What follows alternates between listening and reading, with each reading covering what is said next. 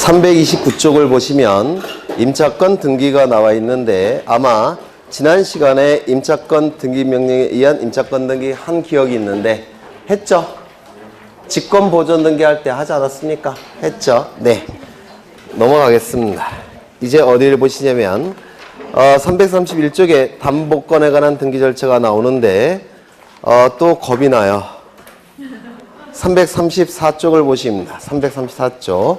저당권에 관한 등기가 있는데 거기도 마찬가지로 동글뱅이 2번에 등기부에 기록하는 사항들 요게 출제가 돼요. 필수적 기록사항, 임의적 기록사항 둘로 나눠지는데 필수적, 필요적 기록사항은 뭡니까? 누가 빌려갔는지 채권에, 얼마를 빌려갔는지 채무자. 요 두 가지를 저당권 등기에서는 반드시 기록을 해야 됩니다. 다시요. 얼마 빌려갔는지 채권에, 누가 빌려갔는지 채무자. 요 두 가지를 반드시 등기부에 기록을 해야 됩니다. 등기부에 기록해야 되니까 등기신청 정보에도 반드시 기록을 해야 될 겁니다. 그렇죠? 채권액, 채무자. 그래서 채권액을 보시면 둘째 줄에 반드시 금전 채권일 필요가 있습니까? 아니죠. 모든 채권은 채무 불이행 시에 손해배상 채권으로 바뀌는 것이고 손해배상 채권은 금전 채권이니까 비금전 채권일지라도 저당권 설정 등기 가능합니다. 이거 민법에서 하셨죠? 네. 피담보 채권액은 금전 채권일 필요는 없습니다. 금전 이외의 채권이어도 상관이 없습니다. 다만 금전 이외의 채권일 때는 채권 평가액을 기록해야 되죠. 채권 평가액 기록 밑줄 지시입니다. 작년에도 출제가 됐던 거예요. 그 다음에 이 니은을 보시면 채무자의 표시는 채무자와 저당권 설정자가 다른 경우뿐만 아니라 채무자, 저당권 설정자가 같은 경우에도 반드시 기록해야 된다. 이것도 반드시 기억하셔야 돼요. 이것도 출제가 자주 되는 문구인데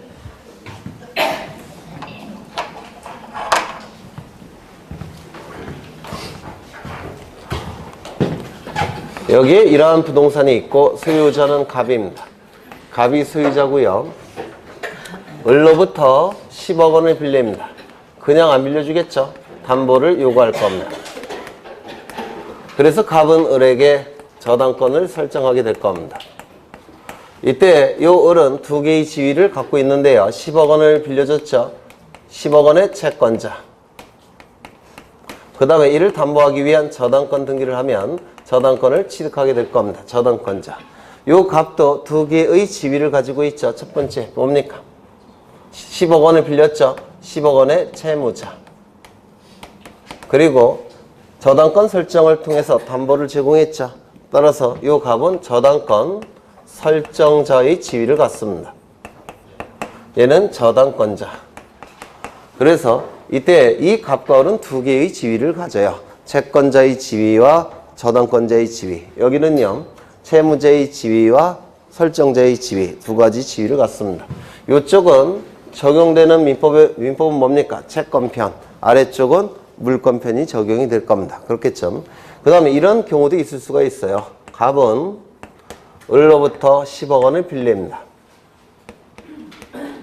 담보를 요구하겠죠.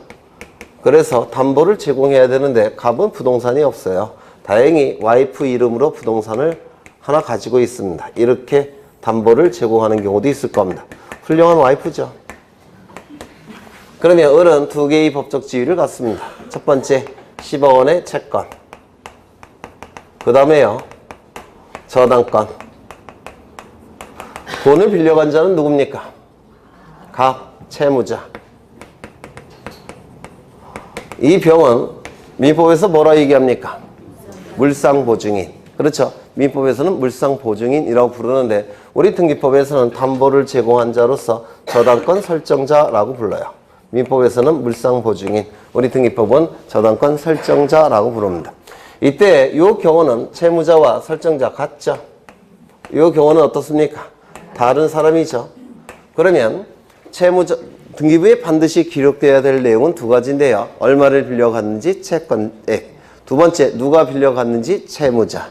그렇죠. 두 가지를 반드시 기록해야 되는데 만약에 채무자와 설정자가 다르다면 당연히 기록해야 되겠죠.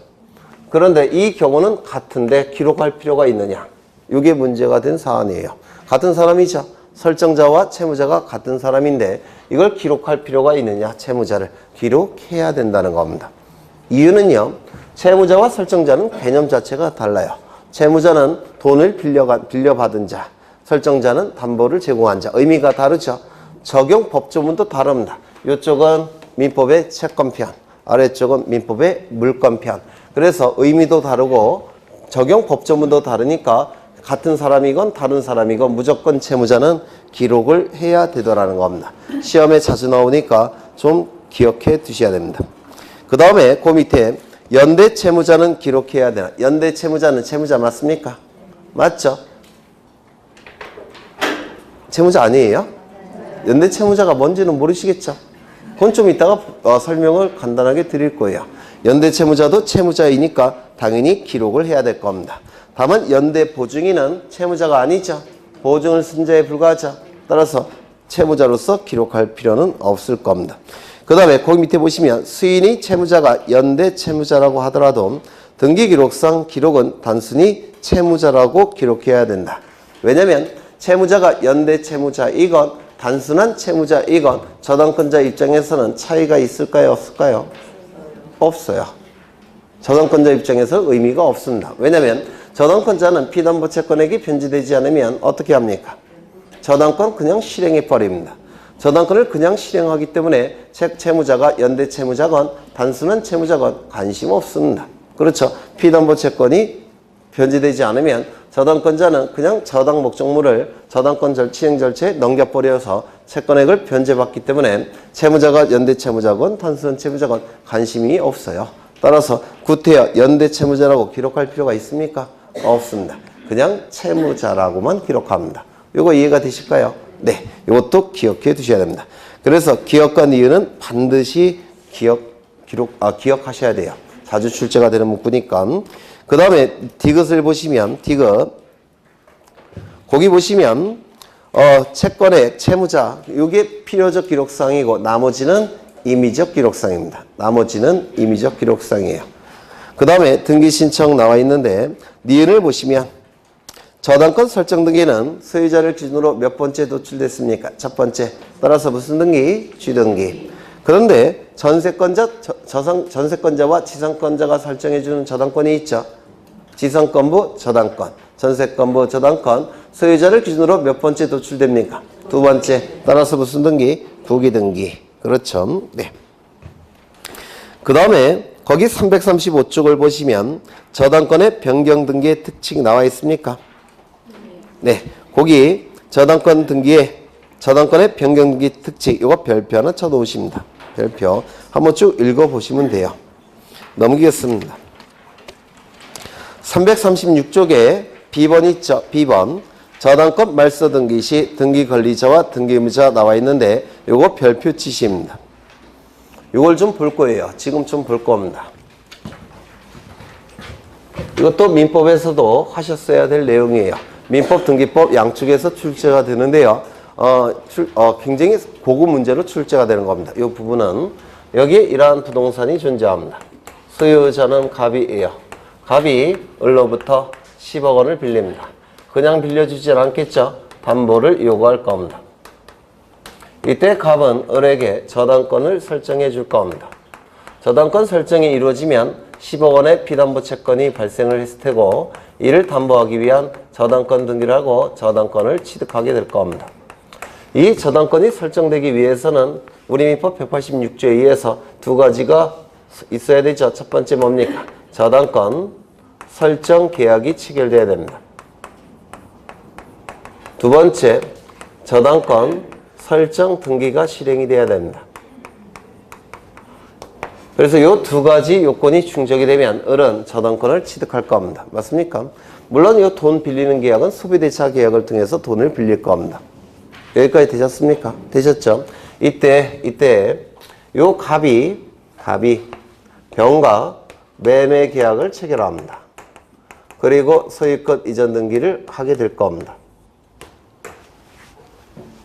그리고 이제 요 피담보 채권액이 변제가 됐다는 겁니다. 이 상태에서. 변제는 갑이 해줄 수도 있고 벽이 해줄 수도 있죠. 예를 들어서 요 시가가 20억짜리예요. 그러면 요 매매대금이 10억으로 매매대금이 결정이 되면 누가 변제하는 겁니까? 병이. 그렇죠. 20억으로 결정하면 누가 변제하는 겁니까? 갑이. 그렇죠. 그건 이제 갑과 을의 계약에 따라서 달라지게 될 겁니다. 누가 변제할지는. 다만 이것이 변제가 되면 피담보 채권 소멸합니까? 소멸되겠죠. 따라서 이 저당권은 어떻게 됩니까? 부정성에 의해서 소멸이 될 겁니다. 맞습니까? 그러면 이 등기는 병의 소유권을 침해하는 등기가 되죠. 따라서 이 병은 요 을에 대해서 소유권에 근거해서 말소 등기를 청구할 수 있을 겁니다. 맞습니까? 이 소유권에 근거한 말소 등기 청구권은 소유권이 물건이니까 물권적 청구권이 될 겁니다. 맞습니까? 그러면 이 갑은 소유권에 근거한 말소 등기 청구권 존재하고 이 을은 말소 등기 의무가 발생하겠죠. 맞아요? 안 맞아요? 그러면 이 말소 등기 청구권을 근거로 해서 우리 대법원은 병은 등기 권리자라고 부릅니다. 말소 등기의 등기 권리자입니다. 그리고 이 을은 뭐가 되겠습니까? 등기 의무자가 될 겁니다. 그래서 병과 을은 말소 등기를 공동으로 신청하게 될 겁니다. 여기까지 되셨을까요? 그러면 이때 갑은 등기 의무자입니까? 아닙니까? 이 갑은 병의 을에 대해서 말소 등기 청구권이 있습니까? 있어요? 없어요? 있죠. 그 말소 등기 청구권은 뭐에 근거한 말소 등기 청구권입니까? 네? 계약. 설정 계약에 근거한 말소 등기 청구권이에요. 여기 저당권 설정 계약이 있죠. 그 저당권 설정 계약에 계약서에 뭐라고 쓰여져 있겠습니까? 피담보 채권액이 변제가 되면 이 저당권 설정 등기를 말소한다라는 문구가 여기 있을까요? 없을까요? 있겠죠. 따라서 갑도 계약의 당사자로서 설정 계약에 근거한 말소 등기 청구권이 있습니다. 그러면 우리 판례는 이 등기 청구권을 근거로 해서 갑도 등기 권리자라고 얘기합니다. 그래서 이렇게 말소 등기 청구도 가능합니다. 이걸 좀 기억해 두셔야 돼요. 그런데 문제가 뭐냐면 이것이 무효 취소 해제가 되는 경우가 있습니다.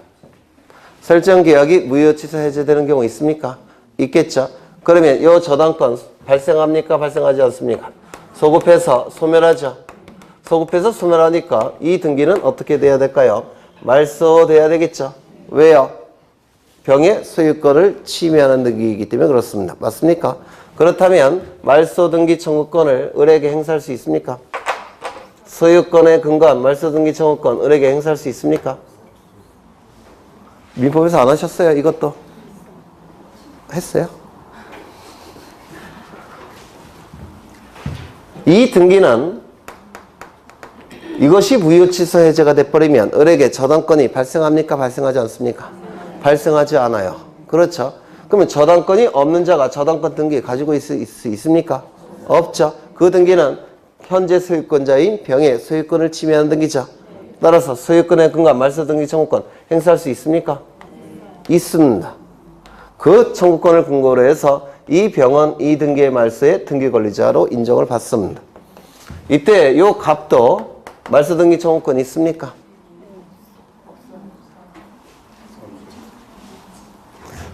괜히 했다는 생각을 또 지금 제가 여기 보시면 이것이 무효 취소 해제가 됐으니까 설정 계약이 있습니까? 없습니까? 말소 등기 청구권 있습니까? 없습니까? 없죠. 따라서 이 경우는 등기 권리자가 병만 등기 권리자입니다. 정리하죠. 피담보 채권액이 변제가 이루어져서 말소 등기를 청구할 때는 등기 권리자가 둘입니다. 누굽니까? 종전 소유자와 현재 소유자. 현재 소유자는 소유권에 근거한 말소 등기 청구권을 근거로 등기 권리자고, 종전 소유자는 설정 계약에 근거한 말소 등기 청구권을 근거로 등기 권리자라고 봅니다. 우리 판례가. 두 번째, 설정 계약이 무효 취소가 될 때도, 무효 취소 해제가 될 때도 말소 등기 돼야 되겠죠. 이때의 말소 등기, 등기 권리자는 누굽니까? 병. 소유권에 근거한 말소 등기 청구권이 있으니까 등기 권리자가 될 겁니다. 하지만 종전 소유자는 말소 등기 청구권이 있습니까? 없습니까? 이것이 무효 취소 해제가 된 상태니까 이것도 무효 취소 해제된 상태 아닙니까? 따라서 이때의 등기 권리자는 병만 등기 권리자예요. 네. 그러면 그 밑에 것도 해야 되는데 이건 다음에 하자. 네. 지금 전부 다 민법에서 하시는 거예요. 우리 등기법에서 하는 게 아니라 민법에서 하셔야 되는 건데, 그럼 그 밑에 거는 나중에 하겠습니다. 민법에서 하신 다음에 할까? 네? 아니, 민법에서 안 하셔갖고 지금 하면 굉장히 힘드세요. 그래도 해요? 네. 이건 양쪽에서 출제가 이미 됐던 거예요. 민법 등기법에서. 두 번째, 여기에 이러한 부동산이 있습니다. 소유자가 갑입니다. 갑이 을로부터 10억 원을 빌립니다. 그냥 안 빌려주겠죠? 담보를 요구할 겁니다. 그래서 갑은 을에게 저당권을 설정하게 될 겁니다. 그러면 을은 10억 원의 피담보 채권이 발생했을 테고 이를 담보하기 위한 저당권 등기라고 저당권을 취득할 겁니다. 물론 저당권 설정 등기가 될 거예요. 주등기입니까? 부기등기입니까? 네? 소유자로부터 첫 번째 도출됐으니까 주등기가 될 겁니다. 등기부에는 이렇게 등기가 될 겁니다. 1번 저당권 설정 을 10억 이렇게 등기가 될 겁니다. 이때 을은 갑자기 돈이 필요합니다. 돈을 만드는 방법은 두 가지가 있는데요. 이걸 담보로 제공해서 돈을 만들 수도 있고요. 이것을 다른 자에게 팔아서 돈을 만들 수도 있습니다. 이건 변제기가 아직 1년이 남았으니까 을이 갑에게 피담보 채권액을 청구할 수는 없겠죠. 변제기가 1년 남았다면. 그러면 이 을은 이거를 다른 자에게 담보로 제공해서 돈을 만들 수 있고 이걸 팔아서 돈을 만들 수가 있는데요. 팔아서 돈을 만들고자 합니다. 병과 10억 원의 채권에 대해서 양도계약을 체결합니다. 양도계약을 체결해서 이 병에게 10억 원을 넘깁니다. 팔았다는 뜻이에요. 그러면 이 피담보 채권액이 다른 자에게 넘어가면 저당권도 어떻게 됩니까? 수반성에 의해서 따라가겠죠. 맞습니까? 그럼 저당권의 주체가 바뀌니까 무슨 등기해야 되겠습니까? 저당권 이전 등기를 하게 될 겁니다. 이 저당권 이전 등기는 소유자를 기준으로 몇 번째 도출됐습니까? 두 번째. 따라서 무슨 등기? 부기 등기. 이렇게 될 겁니다. 등기부에는 이렇게 기록이 될 거예요. 1의 1번 저당권 이전 병 이렇게 기록이 될 겁니다. 그래서 이 을은 양도인이라고 부르고요. 저당권의 양도인, 병을 저당권의 양수인이라고 부르는데 이 양도인은 자신의 피담보 채권과 저당권을 전부 다 병에게 넘기고 빠져나가는 거죠. 맞습니까? 빠져나가는 겁니다. 이때 이 피담보 채권은 누가 변제하는 겁니까? 갑이 변제하겠죠. 그래서 이게 변제가 됐다는 겁니다. 변제가 이루어졌다면 소멸되었겠죠. 따라서 부정성에 의해서 이 저당권도 어떻게 됩니까? 소멸이 될 겁니다. 저당권이 소멸되면 저당권 등기 말소돼야 되는 거 맞습니까? 그러면 이 등기가 말소를 시켜보겠습니다. 이 등기를 말소가 이루어지면 이게 말소가 된다는 뜻이죠. 그러면 저당권의 등기 명의는 누구에게 회복이 돼버립니까? 을에게 회복이 되죠. 그러면 갑은 병에게 변제했음에도 불구하고 등기부상으로는 갑은 을에게 또 변제해야 됩니다. 따라서 저당권 이전 등기 말소하는 건 안 돼요. 이거 이해가 되실까요? 그러면 어떠한 등기를 말소하냐면 이걸 말소시킵니다. 요걸 말소시켜버리면 주등기가 말소되니까 부기등기는 존재할 수 있습니까? 없어집니다. 맞습니까? 주등기가 말소가 돼버리면 이건 존재할 수가 없어요. 따라서 등기관이 이걸 직권으로 말소할 수가 있습니다. 따라서 이전 등기를 말소하는 게 아니라 변제가 이루어졌을 때는 이전 등기를 말소하는 게 아니라 무슨 등기 말소한다고요? 설정 등기를 말소하는 겁니다. 이거 이해가 되실까요? 요 설정 등기를 말소하는 겁니다. 이 등기가 말소가 되면 이 등기는 등기관이 직권으로 말소를 해버립니다. 이거 이해가 되셨을까요? 주등기가 말소가 되면 부기등기는 존재할 수가 없기 때문에 등기관이 직권으로 말소를 하게 됩니다. 그러면 이 등기가 말소됨으로 인해서 불이익이 발생한 자는 누굽니까? 힌트, 을은 다 넘기고 빠져나갔습니다. 빠져나갔어요. 이 등기가 말소가 되면 얘도 직권으로 말소가 된다고 했죠? 자동적으로. 그럼 불이익이 발생한 자는 누굽니까? 병, 등기 의무자. 이익이 발생한 자는 누굽니까? 갑, 등기 관리자. 그래서 이렇게 말소 등기를 신청합니다. 이때 말소 등기 신청은 이전 등기를 말소 신청하는 게 아니라 무슨 등기 말소한다고요? 설정 등기를 말소하는 겁니다. 그러면 이 말소 신청에 의해서 이렇게 등기부에 기록이 될 겁니다. 2번, 1번 저당권 말소. 그리고 여기를 지울 겁니다. 그러면 요거는 등기관이 어떻게 한다고요? 직권으로 말소를 해버립니다. 그래서 저당권이 설정된 후 이전 등기가 되었을 때는 이때 저당권이 피담보 채권액이 변제됐을 때 저당권 말소 등기는 설정 등기를 말소하는 것이지 이전 등기를 말소하는 게 아닙니다. 설정 등기 말소 신청을 통해서 설정 등기가 말소가 되면 이전 등기는 등기관이 직권으로 말소하게 될 겁니다. 이때 민법에서 출제가 되는 것은 말소 등기 청구권은 누가 갖는다고요? 가. 말소 등기 의무는 을이 갖는 게 아니라 병이 갖는 겁니다. 이걸 민법에서 출제를 해요. 말소 등기 의무자는 병이지 을이 아니라는 겁니다. 네. 그 내용이 그 밑에 나와 있어요. 이거는 민법 등기법 양쪽에서 출제가 되는 겁니다. 한번 읽어보죠. 저당권이 설정된 후 저당권이 이전된 경우 피담보 채권의 소멸 등으로 저당권의 말소 등기 시 등기 의무자는 현재 저당권의 등기 명의인인 저당권을 이전받은 자. 누구요? 양수인 병. 양수인 병. 그리고 등기 권리자는 설정자라는 거. 갑. 네, 이게 민법과 등기법에서 출제가 이루어질 겁니다. 넘어가겠습니다. 어디를 보시자면 337쪽에 5번에 근저당권이 있습니까? 네, 근저당권. 여기서 니은이 출제가 됩니다. 니은을 보시면 이 근저당권은 장래 증감 변동하는 채권액을 일정한 한도에까지 담보하는 저당권이 근저당권이라고 얘기하는데 민법에서 하셨습니까? 증감 변동하죠. 장래 증감 변동하는 채권. 장래 증감 변동하는 채권을 일정 한도에까지 담보하는 게 근저당권이에요. 그러면 일정 한도액이 뭡니까? 채권 최고액이라고 얘기합니다. 증감 변동하니까 피담보 채권액이 아직 확정이 안 됐죠. 아직 확정되지 않았으니까 채권액이 없습니다. 채권 최고액이 나와야 돼요. 그렇죠. 채권 최고액. 그 다음에 누가 빌려갔는지 채무자. 요 두 가지를 등기부에 반드시 기록해야 되고 신청정보에도 반드시 기록해야 됩니다.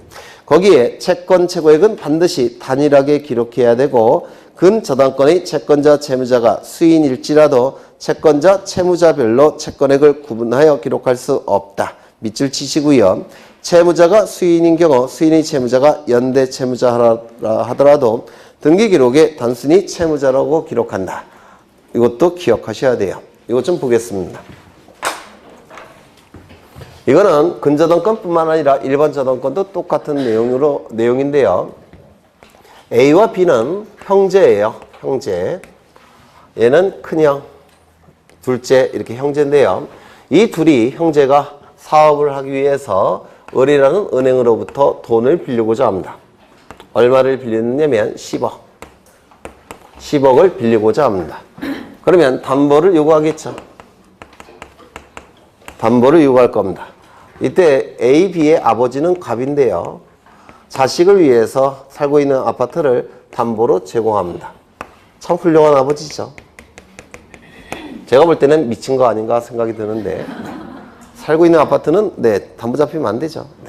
그 다음에 여기 10억 원, 그 다음에 여기 저당권 등기가 될 겁니다.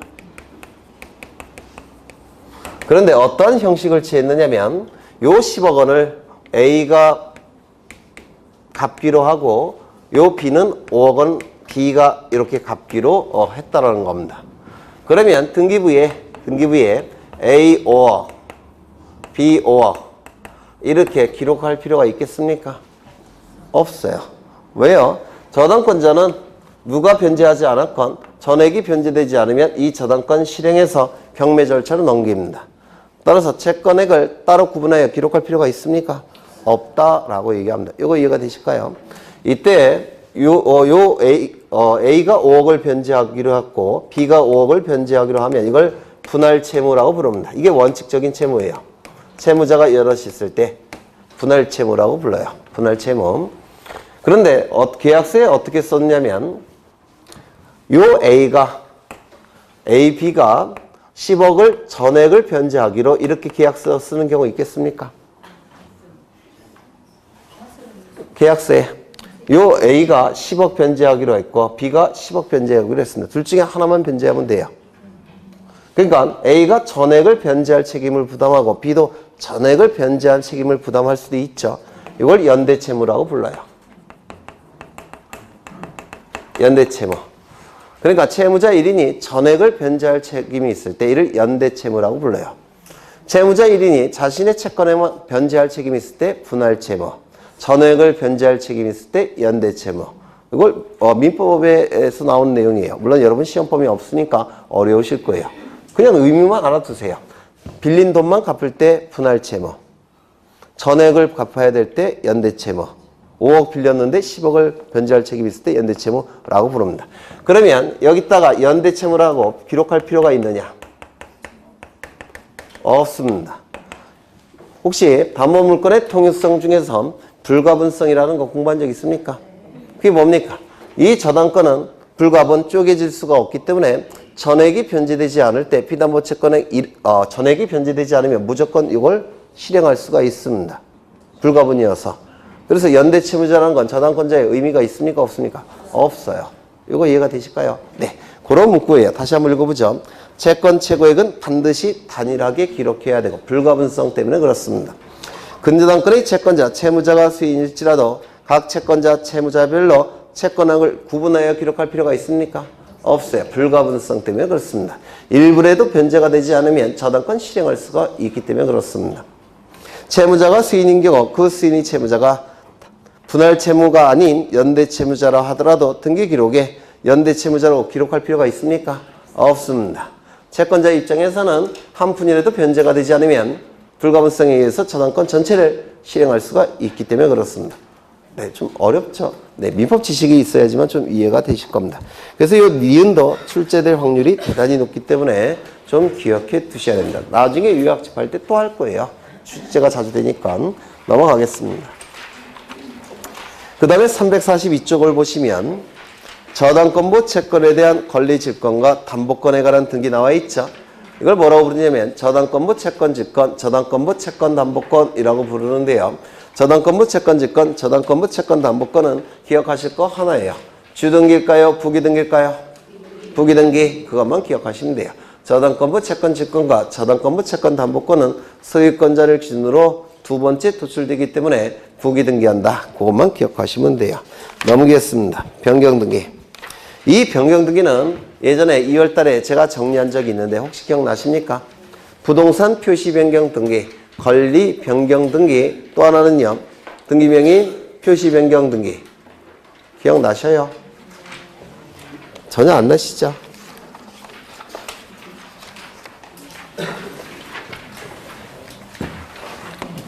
여기 부동산이 존재합니다.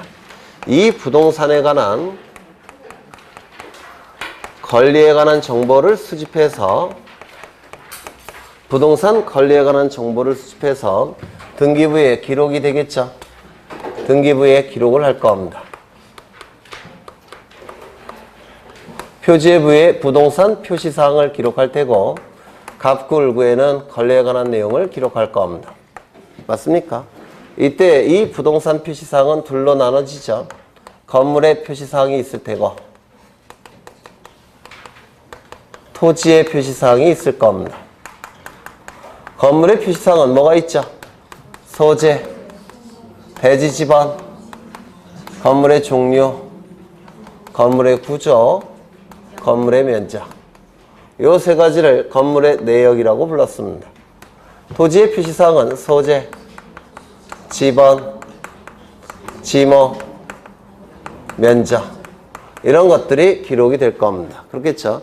이는 부동산에 관한 정보예요. 이 부동산에 관한 정보는 등기부 어디에 기록을 합니까? 표지부. 맞습니까? 등기부 표지부에 기록을 할 겁니다. 또한 이 권리에 관한 정보는 갑구을구에 기록하겠죠. 갑구을구에 기록이 될 겁니다.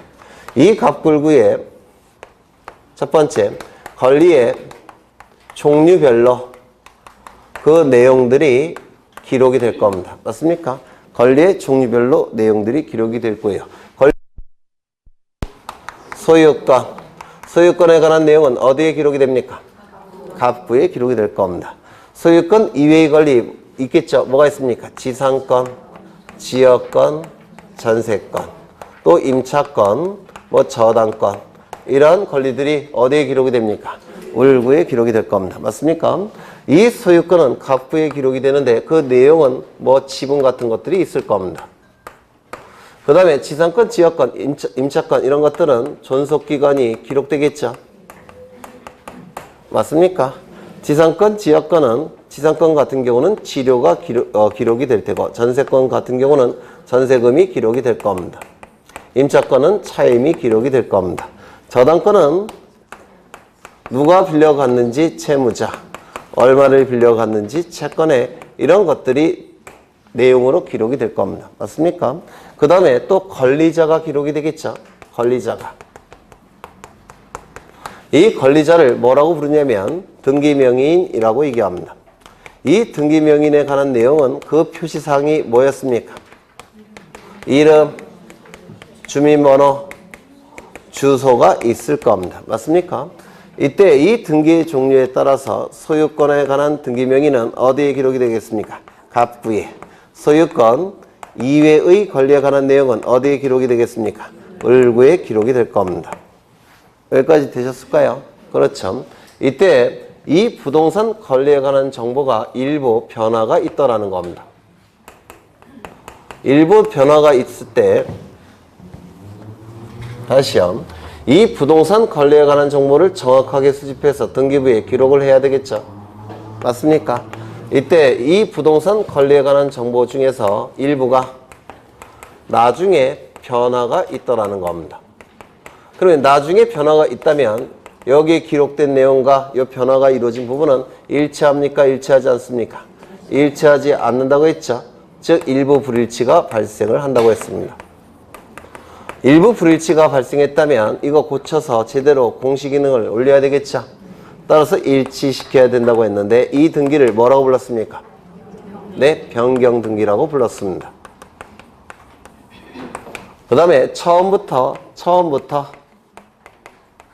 일부 잘못 기록하는 경우도 있다고 그랬죠.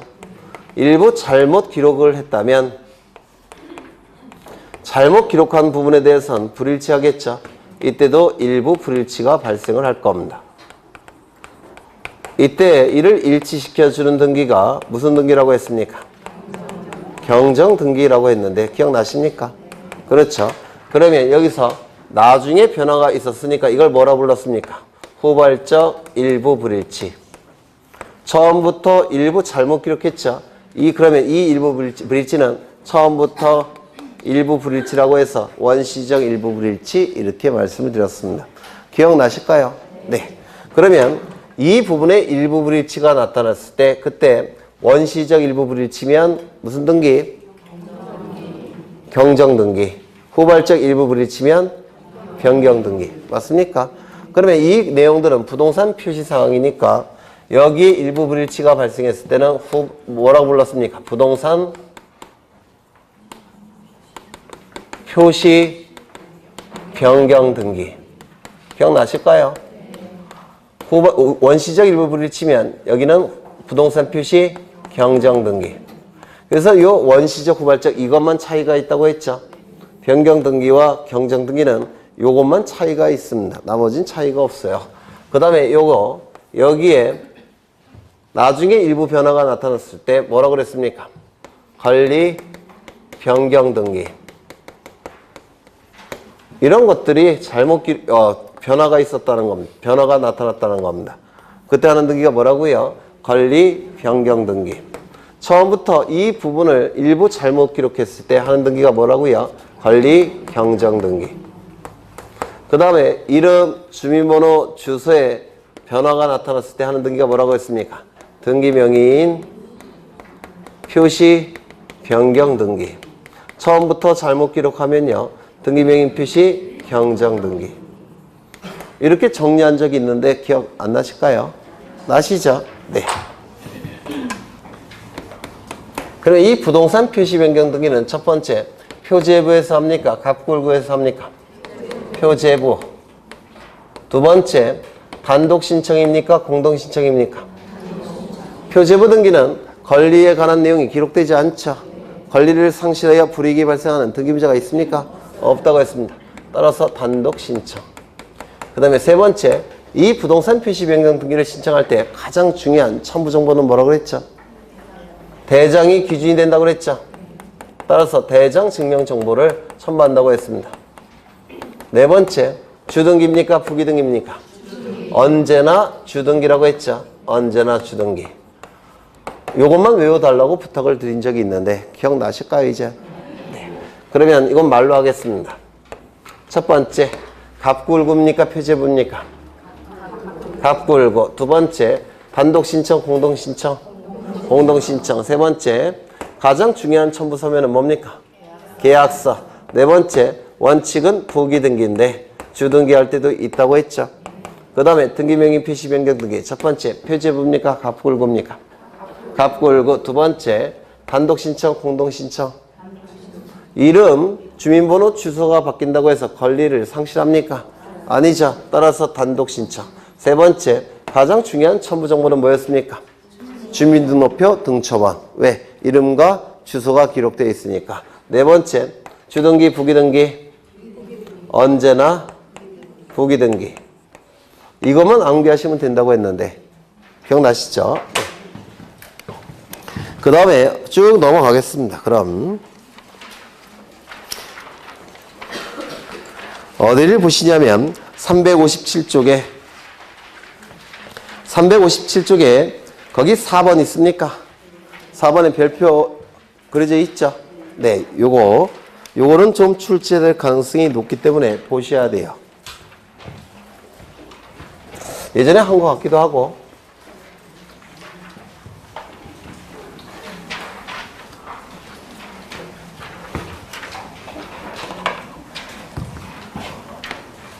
원시적인 일부 불일치가 있을 때, 이를 일치시켜주는 등기를 뭐라고 불렀습니까? 네? 경정등기라고 불렀습니다. 그런데 이 원시적 일부 불일치가 신청인의 잘못에 의해서 발생했다면 이 경정등기는 신청인이 경정등기를 신청한다고 했습니다. 혹시 이거 기억나십니까? 네. 등기관의 잘못에 의해서 불일치가 발생했을 때는 이때는 어떻게 한다고 했죠? 신청도 가능하고 직권도 가능하다고 했습니다. 예를 들어서 등기 신청 정보에 10만 제곱미터로 기록해야 되는데 신청인이 공을 하나 빼먹고 10,000 제곱미터로 기록했다면 등기부에도 10,000 제곱미터로 기록될 수밖에 없죠. 누가 잘못한 겁니까? 신청인. 이때 이 경정등기는 신청에 의해서 이루어지게 될 겁니다. 등기 신청 정보에 10만 제곱미터로 제대로 기록되어 있는데 등기관이 등기부에 옮겨 적을 때 공을 하나 빼먹었다는 겁니다. 그럼 누가 잘못한 겁니까? 등기관이 잘못했죠. 이때는 가장 이해관계가 많은 자는 신청인이니까 신청에 의해서도 경정등기가 이루어질 수가 있고 등기관이 직권으로 경정등기할 수도 있다고 했습니다. 이때 출제가 되는 것이 요게 출제가 된다고 했습니다. 그래서 몇 가지를 암기하셔야 되는데, 네, 첫 번째, 이 직권에 의한 경정등기는 지방법원장에게 보고해야 됩니다. 사전 보고입니까? 사후 보고입니까? 사후에 보고해야 된다고 했습니다. 두 번째, 등기상 이해관계인이 있다면 그 등기상 이해관계인의 승낙을 받아야 된다고 했죠. 그래서 승낙서가 첨부가 돼야 됩니다. 세 번째, 신청인이 없을 때는 등기명인에게 통지를 해줘야 됩니다. 사전 통지입니까? 사후 통지입니까? 사후 통지라고 했습니다. 이때 이 신청인이나 등기명인이 2명 이상일 때 전원에게 통지한다고 했습니다. 맞습니까? 아니에요. 누구에게? 1인에게 통지하는 것으로 충분하다고 했죠. 네 번째. 이 변경등기나 경정등기는 일부 불일치가 발생했을 때 그 불일치 발생한 부분을 고쳐주는 등기입니다. 따라서 변경 경정 전과 변경 경정 후는 동일성이 유지돼야 됩니다. 맞습니까? 그래서 변경이나 경정등기는 항상 등기관이 동일성을 심사합니다. 그런데 이 직권에 의한 경정등기할 때는 동일성 여부를 심사할 필요가 있다고 했습니까? 없다고 했습니까? 없다고 했습니다. 왜? 등기관의 잘못에 의해서 발생했기 때문에 그렇습니다. 그래서 이 네 가지가 핵심적으로 출제되는 거라고 했죠. 네, 이 네 가지. 넘어가겠습니다. 하필 등기를 해야 되는데 그건 아직 어려우실 것 같아요. 아까 보니까. 네, 이제 364쪽의 말소 등기를 보겠습니다. 말소 등기.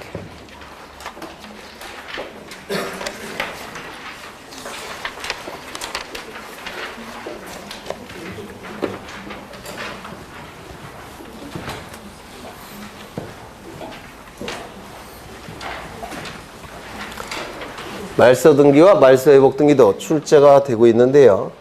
개념과 요건, 등기상 이해관계인이 보통 출제가 돼요. 여기 이러한 부동산이 있고 소유자가 갑입니다. 갑이 을로부터 10억 원을 빌립니다. 그냥 빌려주지 않을 겁니다. 담보를 요구할 거예요. 그래서 갑은 을에게 담보 제공으로서 저당권을 설정하게 될 겁니다. 을은 10억 원의 비담보 채권이 발생했을 테고 이를 담보하기 위한 저당권 설정 등기를 하고 저당권을 취득했을 겁니다. 등기부에는 이렇게 기록이 될 거예요. 1번 저당권 설정 을 10억 이렇게 기록이 될 겁니다. 이때 피담보 채권액이 변제가 이루어지면 이것이 변제가 되면 피담보 채권액은 변제가 이루어지면 어떻게 됩니까? 소멸되죠. 맞습니까? 따라서 부정성에 의해서 저당권도 어떻게 됩니까? 소멸이 됩니다. 그러면 이 저당권이 소멸된 상태라고 한다면 이 저당권 등기는 적법하게 존재합니까? 부적법하게 존재합니까? 부적법하게 존재하는 겁니다. 왜? 저당권이 소멸되었으니까. 부적법하게 존재하기 때문에 이 등기는 어떻게 해야 됩니까? 없애야 될 겁니다. 이 등기를 없애는 이 등기가 말소등기라고 부를 겁니다. 그렇겠죠? 그러면 등기부에는 이렇게 기록이 될 겁니다. 2번 1번 저당권을 말소하겠다고 공시하고 공시한 바에 따라서 지워질 겁니다. 이걸 뭐라 부른다고요? 말소등기라고 부릅니다. 그럼 이 말소등기의 개념은 등기사항에 전부가 부적법하게 존재할 때 이 등기사항의 전부를 없애는 목적으로 하는 등기, 이를 말소등기라고 부를 겁니다. 여기서 출제되는 게 있다고 그랬죠. 뭐가 출제된다고 했죠? 요게 출제가 이루어지게 됩니다. 등기상의 전부가 부적법하게 존재할 때 전부를 없애는 등기가 말소등기예요. 따라서 일부를 말소하는 등기는 말소등기라고 하지 않습니다. 변경등기, 경정등기를 통해서 일부를 지어줍니다. 그래서 등기상의 전부가 부적법하게 존재할 때 전부를 없애는 등기가 말소등기라는 거, 이걸 꼭 기억해 두셔야 됩니다. 그러면 이 말소등기에 의해서 기존의 등기상 전부가 없어졌겠죠? 맞습니까? 그러면 이 순위번호도 어떻게 됩니까? 그것도 없어질 거예요. 맞습니까? 그러면 이 순위번호에 붙여서 말소등기를 할 수가 있습니까? 없습니까? 없어요. 따라서 이 말소등기는 기존의 등기사항이 전부 없어지고 있기 때문에 이 말소등기는 언제나 주등기를 하는 겁니다. 요게 출제될 여지가 있습니다. 말소등기는 등기상의 전부가 부적법하게 존재할 때 전부를 없애는 등기라서 이거는 언제나 주등기에 의합니다. 요거 이해가 되셨을까요? 네. 두 번째 대상이 문제가 되는데요. 원칙은 모든 등기는 부적법하게 존재한다면 등기부에서 없애야 되겠죠. 따라서 모든 등기는 말소등기의 대상이 됩니다. 다만 예외적으로 말소등기의 대상이 될 수 없는 등기 하나가 있다고 했죠. 뭐가 있었습니까? 말소등기 자체는 말소시킬 수 없다라고 얘기했습니다. 이걸 꼭 기억해 두셔야 돼요. 말소등기 자체는 말소할 수 없다는 거. 그러면 말소등기 자체를 말소할 수 없으면 무슨 등기를 한다고 했죠? 말소 회복 등기를 한다고 했습니다. 기억나십니까? 네. 이걸 꼭 기억해 두셔야 합니다. 세 번째, 말소등기 요건이 나올 텐데 요건은 간단해요. 첫 번째는 등기사항의 전부가 부적법하게 존재할 것. 이게 요건입니다. 등기사항의 전부가 부적법하게 존재할 것.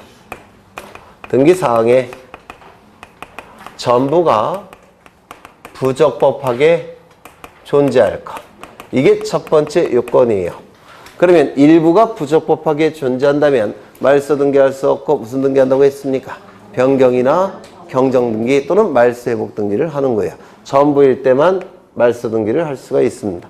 두 번째, 부적법하게 존재하게 된 원인은 따지지 않습니다. 왜냐하면 등기부에 존재하는 것 자체가 적법하지 않다면 이유가 어쨌건 없어야 되겠죠. 맞습니까? 따라서 부적법하게 된 원인은 묻지 않는다라고 얘기합니다. 실체적 이유건 절차적 이유이건 또는 원시적 사유이건 후발적 사유이건 이유는 따질 필요가 없습니다. 왜? 등기부에 존재하는 것 자체가 적법하지 않다면 이유를 물을 필요 없이 무조건 없애야 되기 때문에 그렇습니다. 그리고 두 번째, 등기상 이해관계인이 있다면 그자의 승낙을 받아서 승낙서를 첨부한다든지 아니면 승낙을 해주지 아니할 때는 재판을 걸어서 재판서 등본을 첨부해야지만 이때 말소 등기가 가능합니다. 그래서 이 부분이 자주 출제가 됩니다. 이것 좀 보겠습니다. 했던 건데 여기에 이러한 부동산이 있고 소유자가 갑입니다. 갑이 을에게 전세권을 설정해 줍니다. 그러면 을은 전세권 설정 등기를 할 테고 전세권을 취득하게 될 겁니다. 이 전세권 설정 등기는 소유자를 기준으로 해서 첫 번째 도출되고 있죠. 따라서 주등기입니까? 부기등기입니까? 주등기가 될 겁니다. 이때 이 을은 병으로부터 돈을 빌립니다. 얼마를 빌렸느냐? 1억 원을 빌려요. 그러면 이 전세권은 저당권의 객체가 됩니까? 객체가 되죠. 따라서 이 을은 병에게 두 번째로 저당권, 전세권에 대한 저당권 등기를 설정해 줄 수 있습니다. 이를 전세권부 저당권이라고 불러요. 전세권부 저당권. 이 전세권부 저당권 설정 등기는 소유자를 기준으로 해서 몇 번째입니까? 두 번째. 따라서 무슨 등기입니까? 부기 등기가 될 겁니다. 이렇게 등기가 될 겁니다. 맞습니까? 그러면 이때 존속기간이 종료가 됐다는 겁니다. 존속기간이 종료가 되면 이 전세권 어떻게 됩니까? 소멸되겠죠. 맞습니까? 그리고 전세금까지 반환이 이루어지면 이 등기는 어떻게 돼야 되겠습니까? 말소돼야 되겠죠. 이 등기가 말소됨으로 인해서 불이익이 발생한 자는 누굽니까? 당사자 중에서 불이익이 발생하는 자를 등기 의무자라고 부르고요. 당사자를 제외한 제3자 중에서 불이익이 발생한 자를 등기상 이해관계인이라고 불러요. 당사자 중에서 손해가 발생하는 자를 등기 의무자, 당사자를 제외한 제3자에게 손해가 발생한다면 그 자는 등기상 이해관계인이라고 부릅니다. 전세권 설정 등기는 갑이 을에게 설정해졌죠. 당사자는 누굽니까? 갑과 을이에요. 이 중에서 손해가 발생한 자는 누굽니까? 을은 등기 의무자가 될 겁니다. 그러면 이익이 발생한 자는 누굽니까? 갑이 될 겁니다. 등기 권리자가 될 겁니다.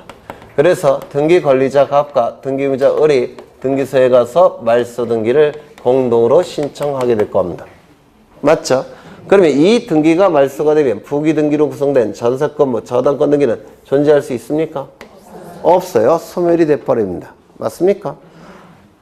요 병이 1억 원 빌려준 것을 변제받은 다음에 소멸시키면 문제가 없죠. 그런데 이게 말소되면 이것도 저절로 말소가 돼요. 주등기가 말소되니까 부기등기는 존재할 수 없습니다. 따라서 이 말소등기가 이루어지면 병은 손해가 발생할 수밖에 없고 이러한 자를 등기상 이해관계인이라고 부릅니다. 등기상 이해관계인이 있을 때는 이 말소등기에 있어서 등기를 신청할 때 등기상 이해관계인의 승낙을 받아서 승낙서를 첨부한다든지 아니면 재판을 걸어서 재판서 등본을 첨부해야지만 등기관은 이 등기를 말소해 줍니다. 요때 요 병을 뭐라고 얘기합니까? 등기상 이해관계인이라고 불러요. 이때 이 등기상 이해관계인은 손해가 발생하는 자만이 등기상 이해관계인이고 이익이 발생하는 자는 등기상 이해관계인이 되지 못합니다. 그래서 등기상 이해관계인은 등기가 이루어짐으로 인해서 이익이나 손해가 발생하는 관계인이란 뜻이 아니고요. 등기가 이루어짐으로 인해서 이익에 손해가 발생하는 관계인, 이자만 등기상 이해관계인이에요. 이익이 발생하는 자는 등기상 이해관계인이 아닙니다. 그 자의 승낙서는 필요가 없어요. 이거 좀 기억해 두십니다. 되셨을까요? 네, 두 번째. 이것과 비교가 자주 되는데요. 여기 이러한 부동산이 있고 소유자는 갑입니다. 갑이 을과 매매계약을 체결합니다. 이 매매계약 안에는 뭐가 있다고 했습니까? 물권행위. 기억나십니까? 그리고 소유권 이전 등기까지 이루어지면 갑이 가진 소유권은 을의 소유권으로 변동이 될 겁니다. 이때 을은 병과 또다시 매매계약을 체결합니다. 소유권 이전 등기까지 이루어지면 소유권은 변동이 될 겁니다. 등기부에는 이렇게 등기가 될 거예요. 갑구에 1번 소유권 보전 갑에서 2번 소유권 이전 을 3번 소유권 이전 평 이렇게 등기가 실행이 됐을 겁니다. 되셨을까요? 이때 갑과 을 사이의 매매 계약이 무효, 취소, 해지가 되면 그 안에 있는 물권행위도 어떻게 됩니까? 실효가 됩니다. 유인성설 이렇게 얘기를 할 겁니다. 그러면 물권행위가 실효가 됐으니까 물권행위 플러스 등기를 갖춰야지만 물권이 변동되죠. 물권행위가 실효가 됐으니까 물권 변동은 없는 상태로 복귀합니다. 소유권자 누굽니까? 갑이 소유권자입니다. 그러면 을은 소유권이 없죠. 소유권이 없는 자가 병에게 소유권 넘길 수 있습니까? 없어요. 이는 무권리자의 처분행위입니다. 맞습니까? 따라서 이 병명의 등기는 갑의 소유권을 침해하는 등기이기 때문에 어떻게 돼야 될까요? 말소가 돼야 됩니다. 그래서 이게 말소가 돼야 됩니다.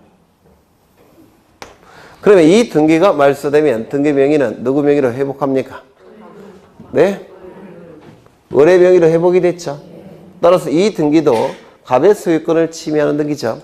이 등기도 말소가 돼야 됩니다. 이것도 말소가 돼야 됩니다. 그러면 등기 명의는 이제 누구 명의로 회복이 됐습니까? 갑의 명의로 회복이 됐죠. 맞습니까?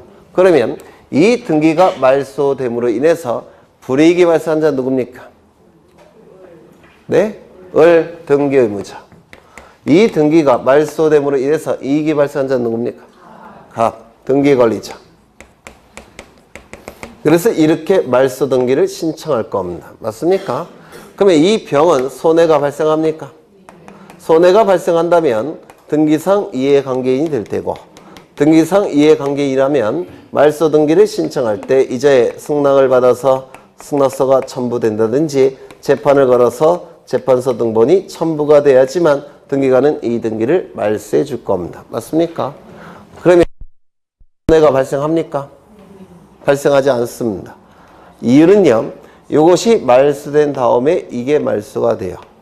즉 이것이 먼저 말소가 된 다음에 이것이 두 번째로 말소가 됐죠. 그러면 이 등기가 말소가 될 때 이 병은 등기부상 존재했습니까? 존재하지 않습니까? 존재하지 않습니다. 이것이 말소가 된 다음에 이게 말소가 되는 거니까 을명의 등기가 말소될 당시에는 병은 그 전에 이미 말소된 상태예요. 말소된 상태에서 손해 여부를 판단할 수는 없습니다. 이거 이해가 되실까요? 따라서 이 병명의 이 등기는 말소의 대상이 될 뿐이지 등기상 이해관계인이 아니다라고 얘기합니다. 말소의 전제가 될 뿐이 이 말소 등기의 전제가 될 뿐이지 등기상 이해관계인은 아니다라고 얘기합니다. 요게 출제될 여지가 있습니다. 요거 이해가 되실까요? 네. 그 정도 보시면 말소 등기는 네, 거의 다 여기서 출제가 이루어지게 될 거예요. 말소 회복 등기를 보겠습니다. 368쪽을 보실 건데요. 요거는 말소 등기 본 김에 말소 회복 등기도 보죠. 네. 가등기 해야 되는데.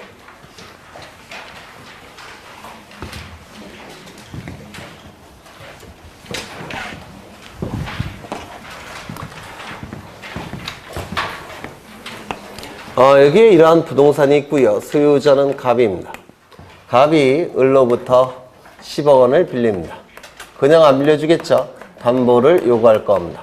그래서 갑은 을에게 저당권을 설정합니다. 이때 을은 10억 원의 피담보 채권이 발생을 했을 테고 이를 담보하기 위한 저당권 등기를 하게 되면 저당권을 취득하게 될 겁니다. 여기까지 되셨을까요? 되셨죠? 이때 갑은 서류를 위조해서 요 등기를 말소시킵니다. 그럼 이는 적법하게 말소가 됐습니까? 부적법하게 말소가 됐습니까? 뭐라고요? 부적법이죠? 네, 깜짝 놀랐네. 부적법하게 말소가 된 겁니다. 그러면 을의 저당권은 소멸합니까? 소멸하지 않습니까? 네? 혹시 이런 거 들어보신 적 있습니까? 등기는 물권 변동의 효력 발생 요건이죠. 그렇죠? 등기까지 이루어져야지만 물권이 변동이 되죠. 따라서 등기는 물권 변동의 효력 발생 요건이에요. 하지만 등기는 물권 변동의 효력이 존속하기 위한 요건은 아닙니다. 따라서 부적법하게 말소가 됐다고 해서 저당권이 소멸되지는 않습니다. 을은 여전히 저당권자입니다. 1순위 저당권자예요. 등기라는 것은 물권 변동의 효력 발생 요건일 뿐이지 존속 요건은 아니다. 요 문구는 꼭 기억하셔야 돼요. 민법등기법에서 다 출제가 되는 부분이에요. 그러면 서류가 위조가 돼서 말소가 됐으니까 이 을의 저당권은 소멸합니까? 소멸하지 않습니까? 소멸하지 않습니다. 1순위 저당권자입니다. 이때 갑이 서류를 위조해서 저 을명의 등기를 말소시킨 이유는 깨끗한 부동산으로 속여서 병으로부터 또 한 번 돈을 빌리기 위해서 서류를 위조해서 말소시킨 겁니다. 만약에 선순위 권리자가 있다면 병이 10억 원 빌려줄까요? 껏해야 돈 1,000만 원 빌려주겠죠. 선순위자가 있으니까. 그렇죠. 그래서 이걸 서류를 위조해서 말소시킨 겁니다. 그래서 이렇게 저당권을 설정합니다. 그러면 병은 10억 원의 피담보 채권이 발생했을 테고 이를 담보하기 위한 저당권 등기를 하고 저당권을 취득했을 겁니다. 이 병은 자신이 몇 순위자라고 생각하겠습니까? 1순위자라고 생각할 겁니다. 그런데 객관적으로는 몇 순위자일까요? 2순위자가 될 겁니다. 맞습니까? 2순위가 될 겁니다.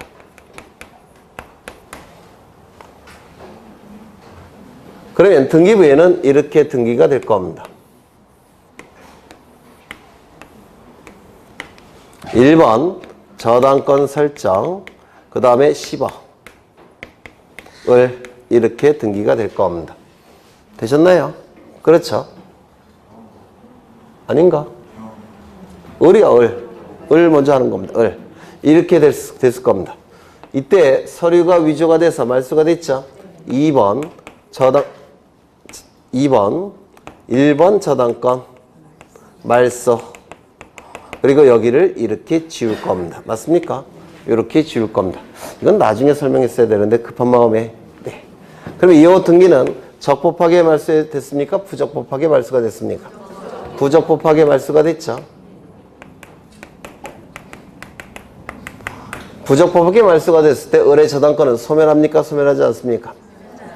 소멸하지 않죠. 요거는 나중에 설명할게요. 괜히 마음이 급해서. 그러면 이 을은 여전히 저당권자니까 을이 자신의 등기명의가 말소가 됐다는 것을 확인했다면 이거 어떻게 해야 될까요? 되살려야 되겠죠. 말소가 된 것을 회복시킬 목적으로 등기를 해야 될 겁니다. 그래서 이 말소 회복 등기라고 하는데 이때 이 등기가 회복이 돼요. 저당권 설정 등기 이렇게 회복이 되고 회복이 될 때는 순위도 같이 회복이 됩니다. 이렇게 회복이 됩니다. 그러면 이때 어떻게 하냐면 이렇게 합니다. 3번 1번 저당권이 말소가 됐는데 이를 회복시키겠다고 공시합니다.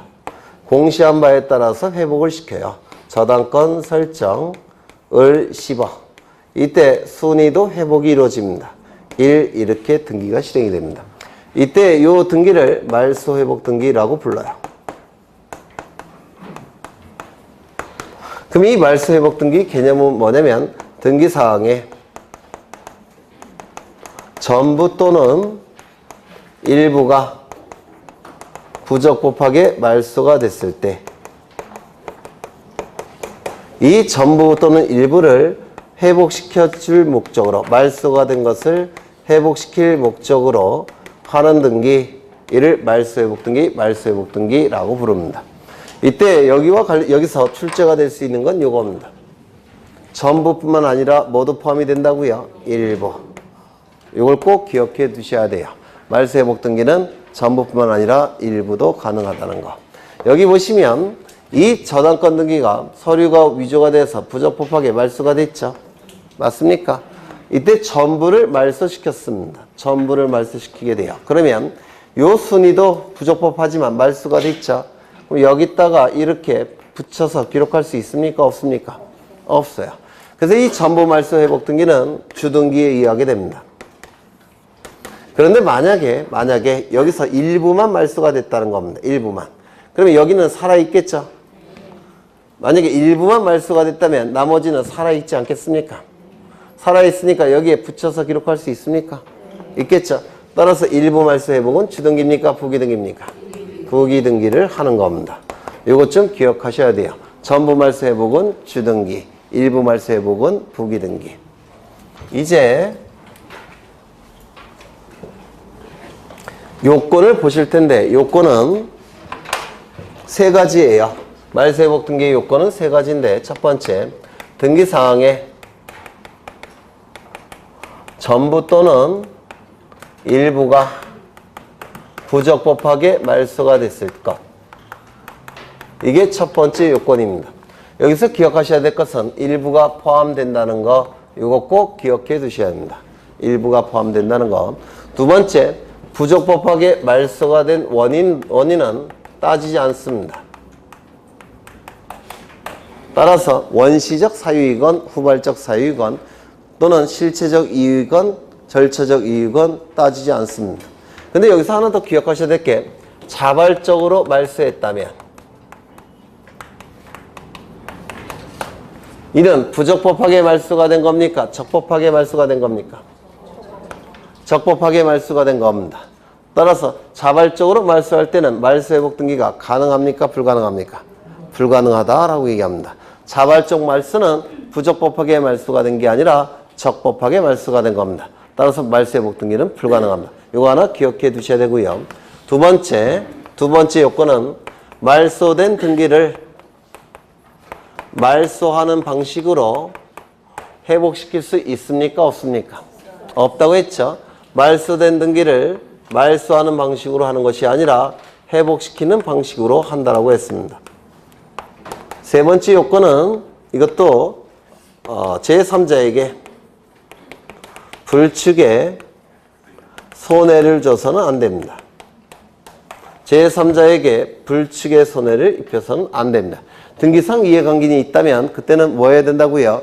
승낙서를 첨부하든지 또는 재판을 걸어서 재판서 등본을 첨부해야 됩니다. 그것과 같은 뜻이에요. 그래서 제3자에게 예측할 수 없는 손해를 입혀서는 안 된다. 이 말은 제3자에게 손해가 발생할 가능성이 있다면 그 자의 승낙을 받든지 아니면 재판을 걸어서 재판서 등본을 첨부하라는 얘기입니다. 이게 또 출제될 수가 있습니다. 요거를 좀 보겠습니다. 요거 여기 이러한 부동산이 있고 소유자가 갑입니다. 을로부터 10억 원을 빌립니다. 그냥 안 빌려주겠죠. 담보를 요구할 겁니다. 그래서 저당권이 설정이 됩니다. 을은 10억 원의 피담보 채권이 발생했고 이를 담보하기 위한 저당권 등기를 하고 저당권을 취득할 겁니다. 1순위로. 이때 갑이 서류를 위조해서 이 등기를 불법적으로 말소합니다. 그러면 을의 등기가 불법적으로 말소가 됐다면 을은 저당권이 소멸합니까? 소멸하지 않습니까? 소멸하지 않는다고 했죠. 여전히 1순위 저당권자예요. 서류를 위조해서 말소시킨 이유는 병으로부터 돈을 빌리기 위해서 서류를 위조해서 말소를 시켰습니다. 그래서 병에게 10억 원을 빌리고 저당권을 설정해 줍니다. 병은 10억 원의 피담보 채권이 발생했을 테고 저당권 등기를 하고 저당권을 취득할 겁니다. 이 병은 자신은 몇 순위자라고 생각하겠습니까? 1순위자라고 생각할 겁니다. 여기까지 되셨습니까? 그렇죠. 그러면 이제 이 등기가 불법적으로 말소가 됐다는 사실을 을이 확인했다면 이 등기가 말소가 된 것을 회복시키는 목적으로 등기를 하게 될 겁니다. 누가 을이. 이 말소 회복 등기를 통해서 등기부에 이렇게 다시 회복이 될 겁니다. 저당권 등기 이렇게 회복이 될 겁니다. 이때 순위도 같이 회복이 된다고 했습니다. 되셨습니까? 그러면 등기부만 놓고 볼 때 이 병은 1순위에서 몇 순위로 밀려납니까? 2순위로 밀려납니다. 따라서 병은 손해가 발생합니까? 손해가 발생하는 자, 이자를 뭐라 부릅니까? 등기상 이해관계인. 등기상 이해관계인이 있을 때는 그 자에 뭐가 필요합니까? 승낙서가 필요합니다. 승낙을 해주지 아니할 때는 재판을 걸어서 재판서 등본을 첨부해야 됩니다. 여기까지 이해가 되셨을까요? 네. 이때 요 병은 요 등기가 불법적으로 말소가 됐다는 사실을 몰랐건 알았건 승낙할 의무가 있을까요? 없을까요? 있다라고 얘기합니다. 이거 좀 기억해 두셔야 돼요. 보통은 선의자는 보호를 받죠. 근데 여기서는 선의자도 보호를 받지 못합니다. 왜 그럴까요? 네? 병은 자신이 1순위자라고 생각하겠지만 객관적으로는 몇 순위자입니까? 2순위자. 객관적으로 2순위자니까 등기부에서 2순위로 밀려나는 건 당연한 겁니다. 맞습니까? 선이건 악이건 관계없이 객관적으로 2순위자예요. 2순위로 표기가 되는 겁니다. 따라서 승낙할 의무가 있다라고 얘기합니다. 이것도 출제될 여지가 있습니다. 이거 되셨을까요? 안 되셨을까요? 요거 이해가 되실까요? 안 되실까요? 되실까요? 네. 그럼 하나만 더 보겠습니다. 여기 이러한 부동산이 있고 소유자가 갑입니다. 갑이 을에게 전세권을 설정해 줍니다. 그래서 을은 전세권 등기를 할 테고 전세권을 취득할 겁니다. 전세금은 한 10억으로 하겠습니다. 이때 갑이 서류를 위조합니다. 서류를 위조해서 이 등기를 말소시킵니다. 적법하게 말소가 됐습니까? 부적법하게 말소가 됐습니까? 부적법하게 말소가 됐죠. 서류를 위조해서 말소시킨 이유는 깨끗한 부동산으로 해서 병에게 또 한 번 전세권을 설정해 주기 위해서 서류를 위조해서 말소시킨 겁니다. 전세보증금은 10억, 전세금은 10억, 그리고 전세권 등기를 하게 될 겁니다. 이 병은 자신이 몇 순위자라고 생각할까요? 1순위자라고 생각할 겁니다. 되셨습니까? 그러면 이때 을이 자신의 등기 명의가 말소가 됐다는 걸 확인했다면 말소가 된 것을 회복시킬 목적으로 등기하겠죠. 말소 회복 등기를 할 겁니다. 이 말소 회복 등기가 이루어지면 이제 이 등기가 회복이 될 겁니다. 그리고 이렇게 순위도 회복이 될 겁니다. 이때 이 병은 손해가 합니까? 발생하지 않습니까? 손해가 발생한다면 등기상 이해관계인이 될 테고, 따라서 등기상 이해관계인이 있을 때는 그자의 승낙서를 첨부한다든지 아니면 재판을 걸어서 재판서 등본이 첨부가 될 겁니다. 맞습니까? 이때 손해 발생합니까? 발생하지 않습니까? 요 두 개의 등기는 양립할 수 있을까요? 없을까요? 요 두 개의 등기는 등기부상 양립할 수 없죠. 따라서 회복 등기가 이루어지기 위해서는 이게 먼저 말소가 돼야 됩니다. 이게 말소가 돼야지만 회복이 가능해져요. 이거 이해가 되실까요? 지금 병은 자신은 1순위자라고 생각하겠지만 요 을이 1순위자로 존재하죠. 얘는 1순위자가 될 수가 없어요. 불법적으로 말소가 됐다고 해서 을의 전세권 소멸합니까? 소멸하지 않죠. 을은 여전히 전세권자입니다. 따라서 이 등기는 효력이 없는 등기예요. 맞습니까? 따라서 이것이 말소가 된 다음에 이제 회복 등기가 이루어지게 됩니다. 양립이 불가능하니까. 그러면 회복 등기할 때 이 병명의 등기는 이미 말소가 된 상태죠. 말소가 된 상태니까 이런 거 첨부할 필요가 있습니까? 없습니까? 없습니다. 이거 이해가 되실까요? 등기부에는 이렇게 기록이 될 겁니다.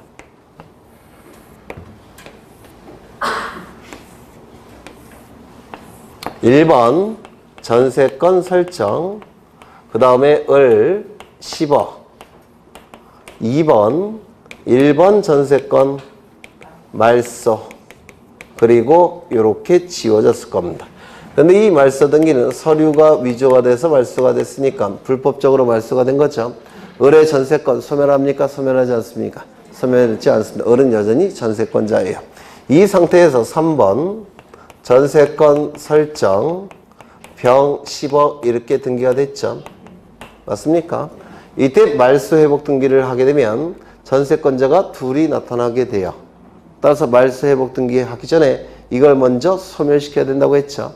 따라서 4번 1번 전세권 말소, 1번이 아니라 3번 전세권 말소, 그리고 여기를 지워줘야 됩니다. 맞습니까? 이제 말소 회복 등기할 수 있습니까? 이제 있겠죠. 그러면 5번 1번 전세권이 말소가 됐는데 이를 회복시키겠다고 공시합니다. 그리고 공시한 바에 따라서 회복이 되겠죠. 전세권 설정을, 그리고 순위도 회복이 될 겁니다. 그러면 이 말소 회복 등기를 할 때 이 병의 전세권은 존재합니까? 존재하지 않습니까? 등기부상 먼저 말소된 상태죠. 손해 여부를 판단할 수 있습니까? 없습니까? 없습니다. 따라서 이때의 병도 등기상 이해관계인이 아닙니다. 이거 이해가 되실까요? 그래서 이쪽과 저쪽이 비교가 되셔야 돼요. 이쪽과 저쪽이. 네, 여기까지 보고 쉬겠습니다.